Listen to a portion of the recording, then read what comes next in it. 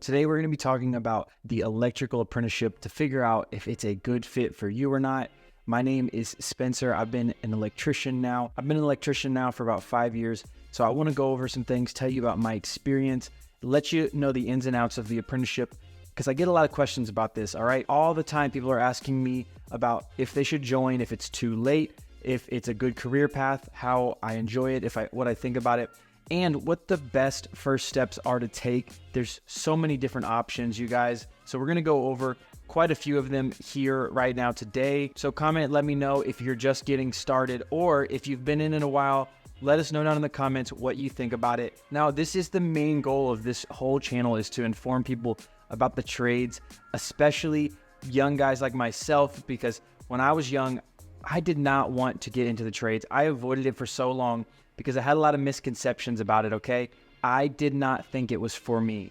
I was wrong. I love it. I love what I do every day. I love getting to build things. I feel very accomplished every single day, and I make great money. Those are two of the biggest things, all right? I'm happy and I have everything that I need. One thing that does not get mentioned enough is that it is the fastest way to own your own business too. The only part that it won't teach you is how to run that business, which is why I'm so thankful for somebody like our sponsor for today's video, Markate. They help manage your business. They give you all the tools for you to keep everything in order, keep everything in line. It is so great. They help you send invoices and estimates so professionally. It's such a great way for you to actually be able to do all these things in a manner that's quick and effective and also professional and accurate. It is one of the best decisions that I've made to start really applying a customer relationship management tool. There is a 2-week free trial. You guys go ahead, head down to the description and check that out. I've also got a link to their Facebook, which has some testimonials in it of other business owners, especially for service-based businesses. You guys, it's so hard to beat. The first thing that you have to know is you don't just become an electrician. You have to go through an apprenticeship, all right? An apprenticeship is when you train under somebody. You also get schooling, okay? And so what that looks like for most people is, union or non-union, you end up going, you join a company, okay? You get hired on and they put you through school. They're the ones who will send you through. You don't have to go to trade school. I advise against going to trade school if you can help it at all. Some programs are different, but I would say for most areas that I have actual information in, trade school is not the way to go. You want to join on with a company, and then from there, that company will set you up. If it's union, it's a little bit different. You'll go through the shops potentially. The hiring on process is a little different. But what you want to do is you want to go ahead and you want to get on with a company, and they'll end up informing you. They'll get you set up in a program to go to school, especially larger contractors. They want you to go through your apprenticeship program, not just work under somebody, but to go through the schooling, because it benefits everybody. That education is something that you'll use every day when you become an electrician, but you'll start off as an electrician apprentice. There's a certain amount of required hours for schooling and a required amount of hours in the field that you'll end up spending with somebody to train, to learn how to become an actual electrician and to graduate. This means that you need no prior education. You'll need to have your high school diploma. You'll need to be graduated from high school. But aside from that, you don't have to walk in with education in order to make money. You start, you go apply, you get in, and they start you off making money and educating you, showing you what to do, building your resume. That way you're able to make more money in the future.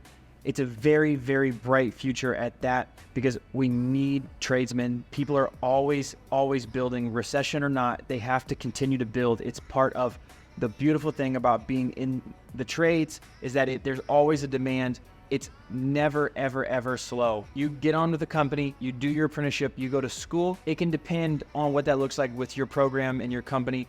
But for me, I went to school 1 night a week for 4 years. We had our summer break, we had our spring break, our fall, all the breaks that normal school gets. But we worked that whole time during it. So at the end of the 4 years, you end up, if you take a couple extra classes, you can even get, a degree for like construction management, I believe is what ours was. But because we go through a college, we go through an actual school to do our training. It's not just from our company, it's actually from a university, which is huge, but it gives you all of these certificates. It makes you so much more valuable and it adds a lot to your plate.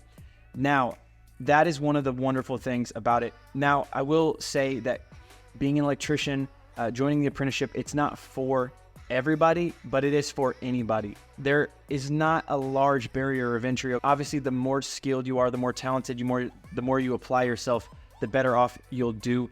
But there is no required thing. Like, you don't have to be the smartest person in the world to make a great electrician. But like, I love troubleshooting. I love problem solving, and that's something that I get to do every single day now. So it's very satisfying. It's very fulfilling. And the reason why is because I'm a service electrician. Okay. Now there's so many different paths that you can take being an electrician, but there's two main ones. There's new construction and there's service. Service is a lot harder to get into because it's a lot smaller group of people, and usually they like more experienced people. I was lucky enough to get on at a large company early on in a service role. I got hired on as a service apprentice. I basically sat and watched people in lifts and was a ground guy at a very large commercial facility, and watched them, bent pipe for them, learned that way, and then became a service tech very quickly. But I'll go over new construction and some of those things. It gives you this huge layout. You are building new buildings. You're on a construction site, large or small, depending on the job, depending on the company, depending on what you do a lot and what they do. But you'll start off on this construction site. You'll get to build a building from the ground up, which is super cool to see. It's incredible. You get to see progress every day. It's so funny to drive by with people who aren't construction workers or people who are, and you get to point at different buildings and be like, I built that building, I built that building, I built that building. Oh, that package you got? Yeah, I built the building that sent that to you. That type of stuff. It's always so funny to see and to go through that with friends and family. They probably get so tired of it, but who cares? I'm proud of it. These jobs are typically longer, so you'll be at the same area every day for months, sometimes years if it's a very large facility. This is where most people will start. It goes so many different directions from there, right? There's low voltage, there's control wiring, there's like regular, there's residential, there's commercial, there's industrial, there's all these different avenues and paths. And so you can be in all of those paths on new construction, or you can be in any of those paths in service work. And service work is basically troubleshooting existing buildings.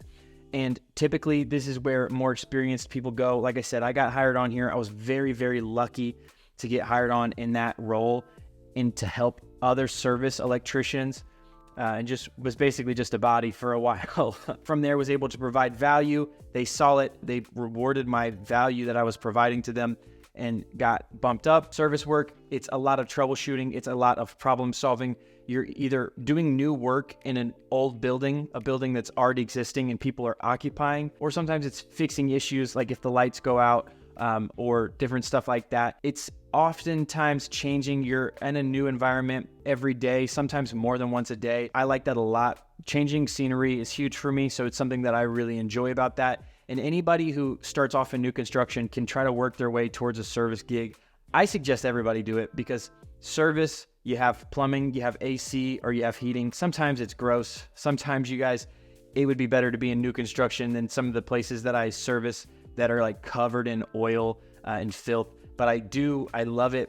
I enjoy it. I have no real complaints. I love the people that I work with every day. Super kind, genuine people who, really care about other people. They like to do good work, just good, wholesome people. And they've shown me a lot of love as I was, growing through that whole process and going from being an apprentice to an actual journeyman and being a service tech. They really helped me a lot along the way. I had a lot of people who were patient and kind with me. Obviously, I was actually applying myself, and I was trying to do the best I could possibly do every single day. Now, one of the major things that I really love about the apprenticeship is that you don't end up with any debt. Now, you'll end up getting 4 years, being taught for 4 years, not just getting paid while you're doing it in a good amount, because electricians make a lot of money. On the high end, when you're a journeyman, you'll make 100,000 plus. If you're medium and average, you'll make 60 to 100, somewhere around there, which is a lot of money, okay? But in that 4 years, not only will you be making money, but you won't end up with debt. People who go to school will end up with so much debt. It's ridiculous. I went for a year. It was crazy the amount of debt that I ended up with after that year. Most companies will actually pay for your program, or they'll take it out of your check. My company, the one that I went through the apprenticeship with, they took my first year out of my check. Every week they would take a certain amount out until it paid for that first year. The second, third, fourth year after that, they paid for it. And then when I graduated, they paid me back all the money that I spent on my first year. This is just to make sure that you're not just gonna join and then quit because they end up paying, $2,000, $3,000 for a full year of school that you don't actually end up even going through. You quit after a month and they have invested all this money into you. So it's just a way that they make sure that they don't get the raw end of the deal there. School itself is not overly complicated. It's pretty easy, and you don't end up paying a ton of money for it, and you don't end up in a large amount of debt, which is so difficult to get off with. And instead of coming out with debt, you actually come out with money. So while most people come out of school with debt, you come out ahead. See the difference? Such a massive, massive change in the way things are there. Now, I always thought the trades was a second choice. I thought it was something that people fell into, but now that I'm in it and I've been in it for a couple years, I really love what I do. I feel very accomplished. I feel very set up in life well, because I know right now, if I had to move across the country to be with my family or something, or I needed to take care of someone, or I really wanted to be in this area, then I know that I could set up and I could move right now and I would have a job within a week of living somewhere, because I have the experience, I have the training, and I'm valuable. Contractors are looking for tradesmen everywhere. They love people who show up on time and work hard. It's a very enjoyable thing. There's a lot of security. It is honestly just one of the best decisions that I've made. And I'm really glad that I followed this career path, but I really, really fought it because I didn't think it was for me. I thought it was for people who just didn't have another choice. I went to school for a year on scholarship to play football at a small school in northern Indiana. I ended up leaving to make some better lifestyle choices, because college isn't always the best place to make great lifestyle choices. And so I left. I was thinking about going back to school, trying to figure out what I wanted to do, and was trying to avoid going into the trades because I just thought it wasn't for me. Turns out I'm really good at it. Also turns out I really enjoy it. So it's a win-win, and I'm getting paid, and I like the way that I live my life now. It's very satisfying, it's very fulfilling, and I'm very happy with the choice that I made. So if you guys are on the fence, try it out. Go apply, go work, go spend 2 years educating yourself in this trade. And if it's not for you at the end of 2 years, the worst thing that's happened is you've made money and you've gained knowledge. Now you can go apply that. It'll grow you in a lot of different ways, not just in your career, but it'll mature you because you're working with adults, not children. You're expected to be an adult. It will help you learn so much about yourself and about being in the workforce. You guys, if you're on the fence, just trust me, try it. Now, if you guys want to know more about my story of how I got into the trades, go ahead, head up to this video. But remember, you guys, it's all for His glory, and I'll see you guys on the next one.